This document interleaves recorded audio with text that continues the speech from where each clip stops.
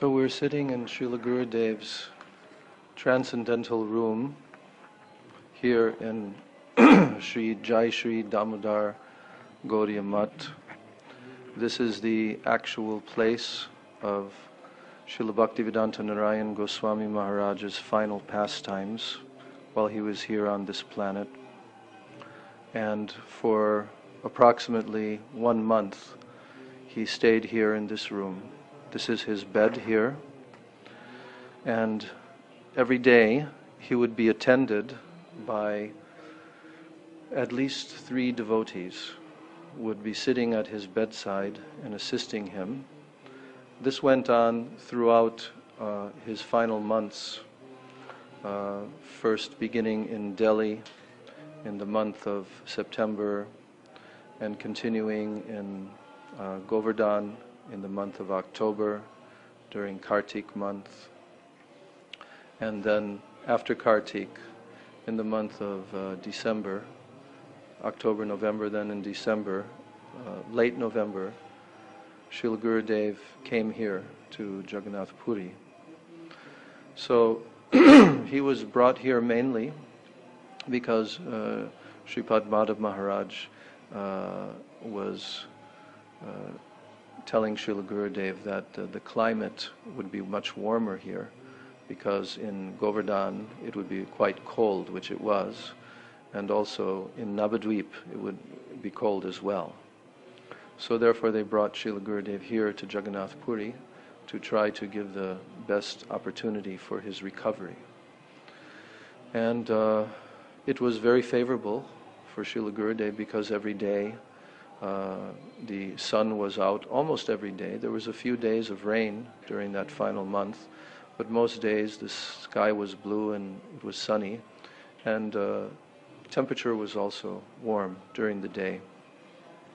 So as I already recounted, Srila Gurudev would walk from this room down the corridors and he would go to the verandas, and there he would sit and take the sun, the morning sun, for some minutes, and the ocean air like this.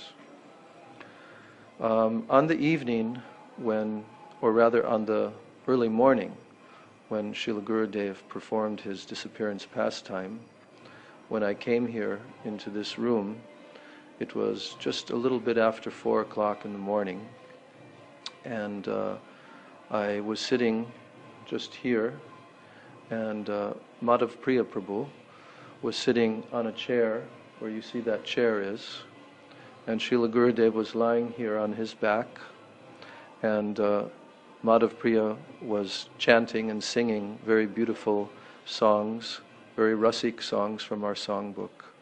He was singing alone. And there were only a few devotees here at that time. Maybe about 5 devotees were sitting in the room. And this Prabhuji also was there. He was one of Srila Gurudev's servants during that time. So when Srila Gurudev performed this pastime, then devotees gradually came into the room and they sat, and then it became apparent that Srila Gurudev had departed this world. And devotees were sitting and softly chanting and crying. And then, because Srila Gurudev was going to be brought to Navadvip Dham for his samadhi, now very quickly Brajanath Prabhu, Madhav Maharaj, Vrinda Didi and all, they were packing in the room next to this one and getting ready for the journey to Navadvip Dham. And at that time, so many of the other devotees were also coming, because devotees were staying around the area in various hotels and rooms rented in the area. So gradually the word spread very, very quickly, and devotees all came here, and the room was very full of devotees. And now everyone began to consider how they were going to make their way to Navadvip. And most of the devotees actually rented taxis in groups. We also rented a taxi, and we went on that long journey. Actually, it took us about 18 hours to reach Navadvip Dham from here. But Srila Gurudev, the pastime was related to me, and some of the final pastimes were told to me by Madhav Priya Prabhu about a month later, when Srila Gurudev's Vyas Puja took place here in Jagannath Puri. I sat with him and asked him various questions, and I wanted to hear from him his experience of being with Srila Gurudev in those final months. So he was very pleased and very happy to relate his experiences to me, and I'm also hoping to interview him personally so that the devotees can hear directly from him.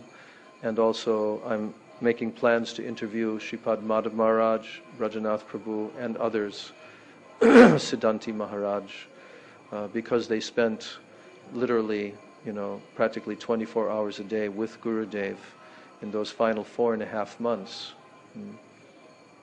So when I spoke with Madhava Priya Prabhu, he was telling me about Srila Gurudev and his transcendental condition of consciousness during those final months.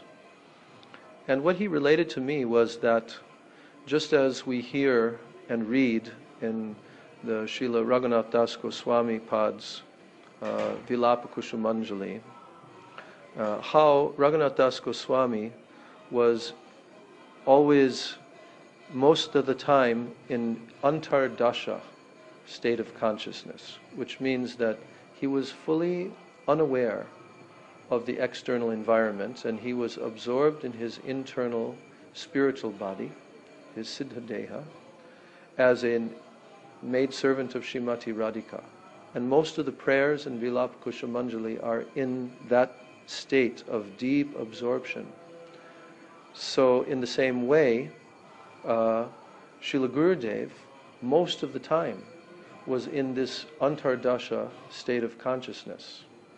It was very interesting how Madhav Priya explained this pastime to me, because he gave me some examples how Srila Gurudev, how they could understand that he was internally performing various pastimes of internal service to the lotus feet of Shri Radha and Krishna in his internal swarup. And he gave an example that they would be sitting with Srila Gurudev, and he would say things sometimes. He would speak to them, but he would be telling them sometimes various words that they couldn't understand. And he gave one example that once Srila Gurudev was describing to them that I'm now cooking. I'm preparing food, I'm cooking. But I need one spice. And he mentioned the name of a spice. But none of the devotees had ever heard of this spice before. So he was asking them, can bring this spice to me because I'm cooking now. So in this way, they could understand that Srila Gurudev was so much absorbed in his internal seva. And this was going on night and day, day and night. Just like Srila Rupa Goswami has told in Bhakti Rasamrita Sindhu, Seva sadhaka rupena siddha rupena chatrahi. So in this way, the pure devotee, he is performing seva in the external sadhak rupa, by chanting, by hearing, by performing the 9 limbs of bhakti, etc. But siddha rupena chatrahi, he's also fully absorbed internally, simultaneously absorbed in his internal swarup, serving Radha and Krishna. So this was very apparent and very evident in Srila Gurudev in his final months especially. And Madhav Priya also told that when our Brajamandala Parikrama was going on, so Srila Gurudev, of course, this was the first time that Srila Gurudev was not present with us and in the temple room and giving lectures and so forth. But he related the fact that Srila Gurudev was actually performing his own parikrama. He was going on Brajamandala Parikrama during that month. in his internal Swarup. But his Brajmandala Parikrama was not in the same order as ours was. So Srila Gurudev would actually be telling, now today we are going to Radha Kund, today we are going to Varshana, and his parikrama would be different than the devotees were doing. Also once Srila Gurudev was telling that now we must go to Delhi. We must go to Delhi because I have to go to the dentist there. So, and then after there, then we will go abroad for preaching. So Brajanath should pack everything, now we are going. And the devotees would assure Gurudev, yes, yes, we are doing, because Gurudev was in his internal Swarup, saying like this. Then after some time, then Gurudev would say, oh, now we have been traveling too long in the car, it is uncomfortable for me, so we should stop for some time along the side of the road. And in this way, Srila Gurudev was internally performing his pastimes of preaching, traveling, going preaching. And sometimes Srila Gurudev would come into a stage of antar bahya dasha, which is in between internal and external consciousness. And then he would speak various things to the devotees in that state. They could understand that Srila Gurudev was not fully internal and not fully external. And then from time to time, he would come into external consciousness. I had the experience when I first arrived in Puri that when Srila Gurudev was going onto the veranda, for the first few days, I also went there and paid my Dandavat pranams to Srila Gurudev. There was very few devotees that were allowed to be there at that time because Madhav Maharaj did not want that discussions would take place, that Srila Gurudev would have to speak and use his energy like that. So, but when I arrived and I paid my dandavats to Srila Gurudev, he acknowledged that I had arrived, that I had come.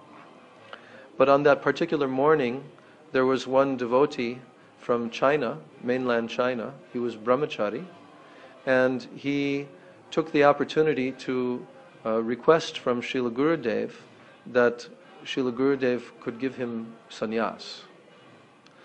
And so when he requested in this way from Srila Gurudev, then Gurudev called me forward, and I came directly up to Srila Gurudev, and then he said, does he know our Siddhanta? Has he read Jaiva Dharma? And then I said, I will ask him, Srila Gurudev. So I asked him, and then the devotee was saying that he has read a Chinese version of the book.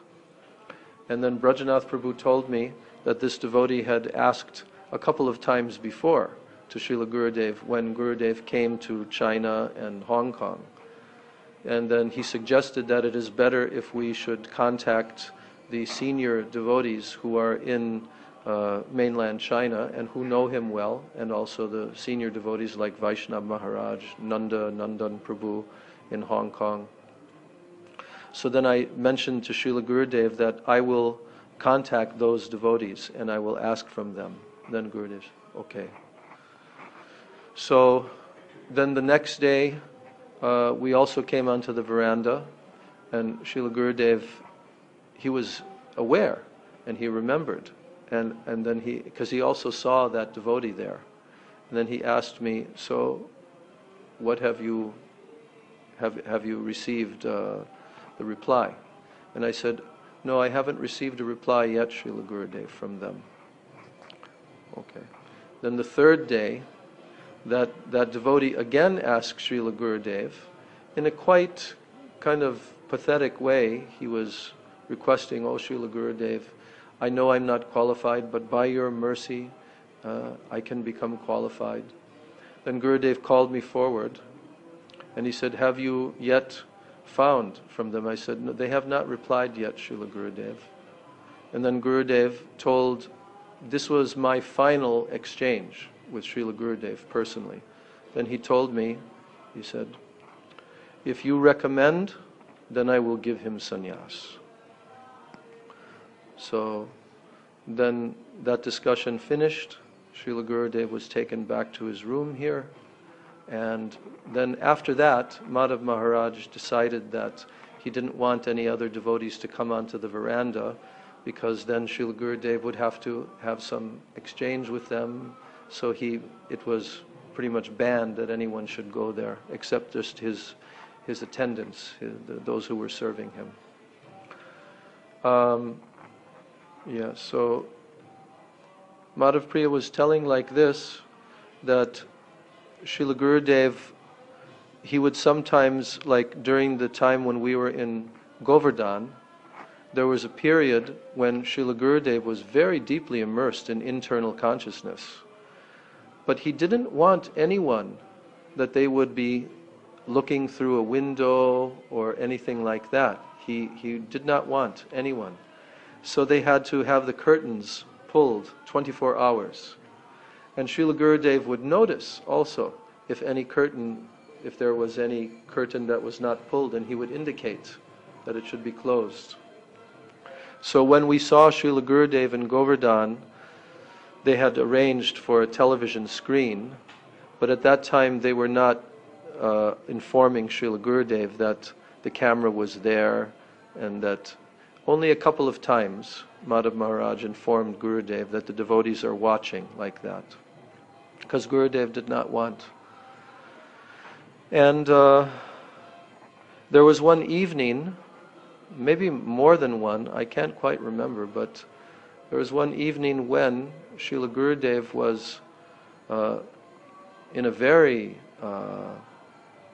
difficult to understand condition of awareness. And he called for Sripad Madhusudan Maharaj to be brought to his room. And this was in the middle of the night. So then when he came to his room, then Srila Gurudev wanted him to sit on the same bed with him. And he was also caressing him, and there was some exchange. Srila Gurudev told some things to him. I cannot relate what those things are because I haven't heard directly in detail. And Madhav Priya, I can't quite remember what he told me at that time. So whatever I can remember, I'm relating here. I also asked Madhava Priya Prabhu to describe the final, morning, what actually took place